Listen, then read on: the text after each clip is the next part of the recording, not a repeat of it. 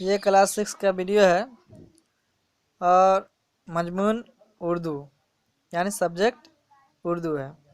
اس video میں ہم لوگ سبق نمبر 2 پڑھیں گے۔ پیارے بچوں، سبق نمبر 2 اور سبق نمبر 2 کا نام ہے ہجرت۔ ہجرت کا معنی ہوتا ہے ایک جگہ سے دوسری جگہ کو جانا۔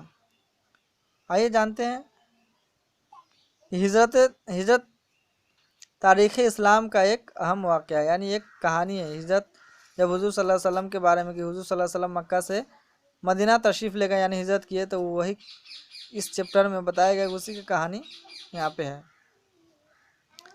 کہ اللہ کے رسول صلی اللہ تعالی علیہ وسلم محمد رسول اللہ صلی اللہ تعالی وسلم نے جب تبلیغ اسلام شروع کی، عرب کے لوگ بت پرستوں میں تہلکہ مچ گیا۔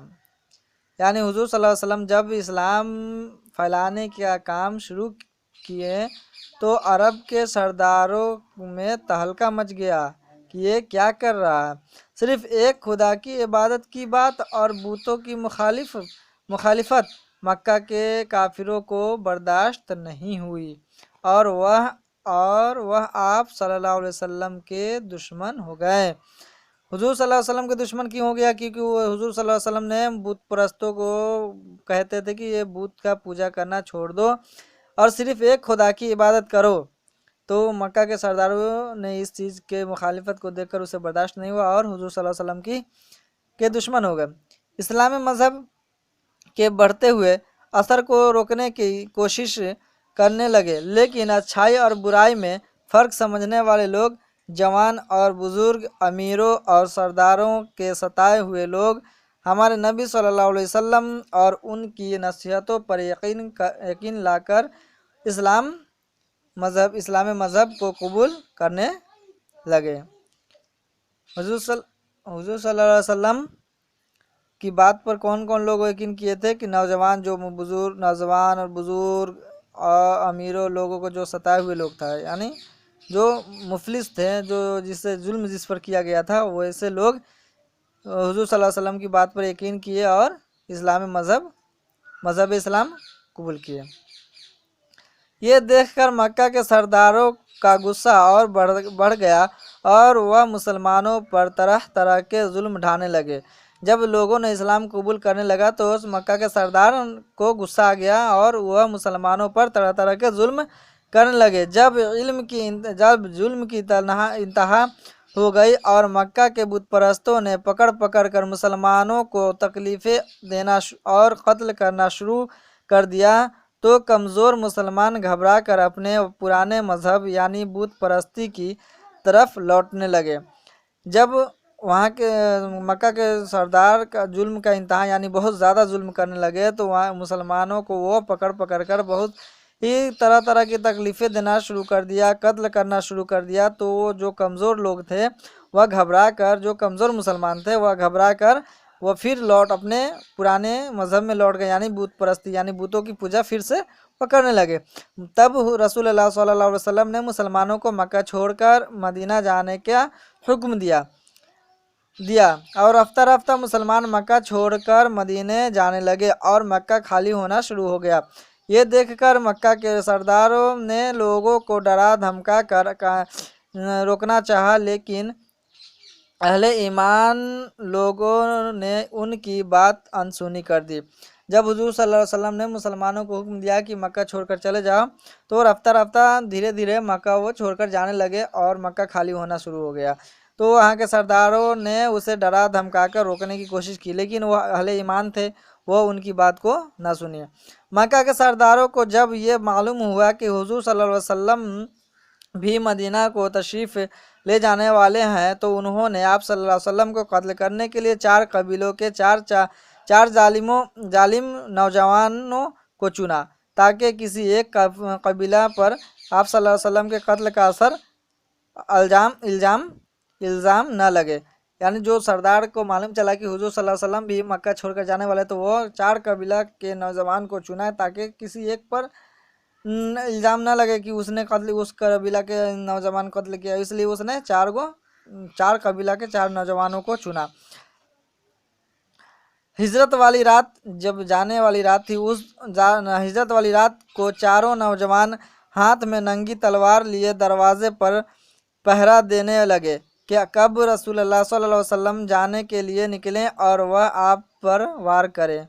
آپ لوگوں کی امانتیں حضرت علی رضی اللہ تعالیٰ عنہ کو دے کر روانہ دروازے سے نکل کر حضرت ابو بکر صدیق رضی اللہ تعالیٰ عنہ کے گھر چلے گئے اور انہیں پتہ بھی نہ چلا کہ کب اللہ کے رسول صلی اللہ علیہ وسلم گھر سے نکل گئے۔ اور چار نوجوان مطلب جو دروازے پر کھڑا تھا وہ انتظار کر رہا ہے کہ کب حضور صلی اللہ علیہ وسلم نکلے کہ میں ان پہ وار کروں۔ اور حضور صلی اللہ علیہ وسلم حضور صلی اللہ علیہ وسلم کے پاس جتنے بھی لوگ اپنی امانتیں رکھ کر گیا تھا وہ امانت کن کو دے دیے؟ حضرت علی کو دے دیے، اور وہ پھر حضرت صدیق کے گھر چلے گئے۔ اور وہ جو گھر دروازے پہ پہرا چار نوجوان دے رہے اسے پتہ بھی نہ لگا۔ آپ حضرت ابو بکر کے ساتھ دکھن کے راستے سے مدینہ کوچ کر گئے، مدینہ کو چلے گئے۔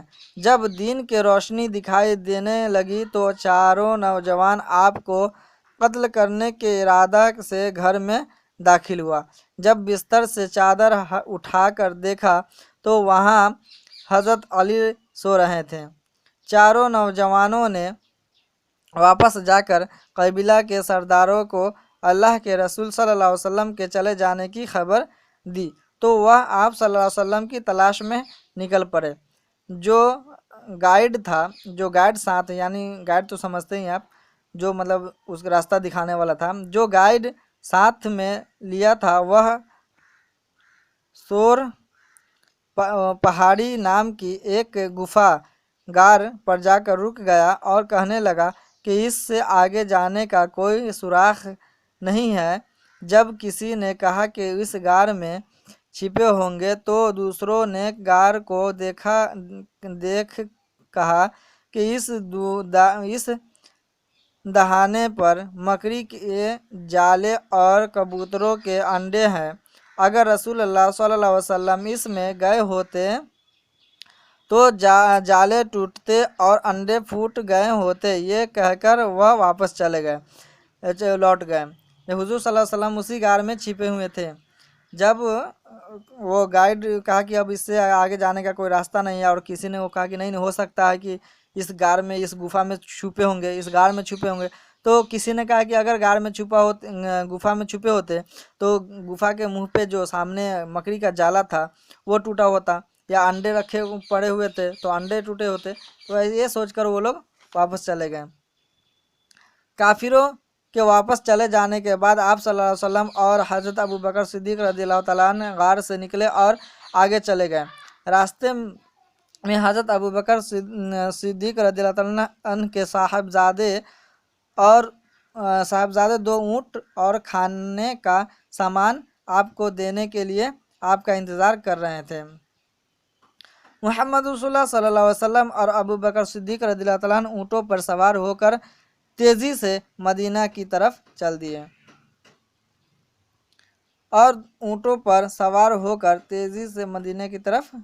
دیے۔ ادھر مدینہ کے لوگ بہت بے صبری سے آپ صلی اللہ علیہ وسلم کا انتظار کر رہے تھے۔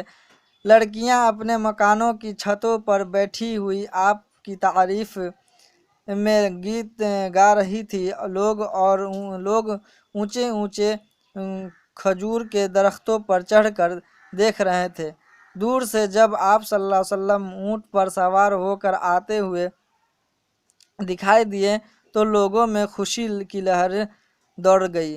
ہر کوئی آپ صلی اللہ علیہ وسلم کو اپنے یہاں ٹھہرانا چاہتا تھا، لیکن آپ کی اونٹنی خود ہی حضرت ابو ایوب انصاری کے مکان کے سامنے رک گئی۔ رسول اللہ صلی اللہ علیہ وسلم کا مکہ چھوڑ کر مدینے آنے کا یہ واقعہ تاریخ اسلام میں ہجرت کے نام سے مشہور ہے۔ اسی واقعہ سے اسلامی سال کی شروعات ہوئی، اس لیے اسلامی سال سن یا ہجری کہلاتا ہے۔ بچوں آپ دیکھیں، مجھے امید ہے کہ آپ اس سبق سے آپ کو سمجھ میں آ گیا ہوگا ہجرت کسے کہتے ہیں، اور ہجرت کس طرح آپ کو اس چیپٹر میں بتایا گیا की हिजरत हमारे हुजूर सल्लल्लाहु अलैहि वसल्लम जब मक्का शरीफ से मदीना शरीफ को तशरीफ़ लाए और उस बीच वहाँ पे क्या क्या हुए सारे चीज़ें को बयान करते हुए उन बताया कि हिजरत उन्होंने कैसे किया, कितने मुश्किलों को सामना करते हुए इस्लाम मज़हब को उन्होंने बचाया, उन्होंने फैलाया। और फिर वहाँ पे जब ज़्यादा जुल्म हुआ तो वहाँ से हिजरत यानी वहाँ से तशरीफ़ लेकर मदीना चला। और मदीने के लोग हुजूर सल्लल्लाहु अलैहि वसल्लम की बेसब्री से इंतज़ार कर रहे थे और हर वहाँ के लोग चाहते थे कि मेरे घर ठहरे, लेकिन उनकी ऊँटनी जो थी जहाँ पर रुकी वह वहीं ठहर गए। प्यारे बच्चों, ये आपका सबक नंबर 2 मुकम्मल होता है। शुक्रिया, खुदा हाफिज़।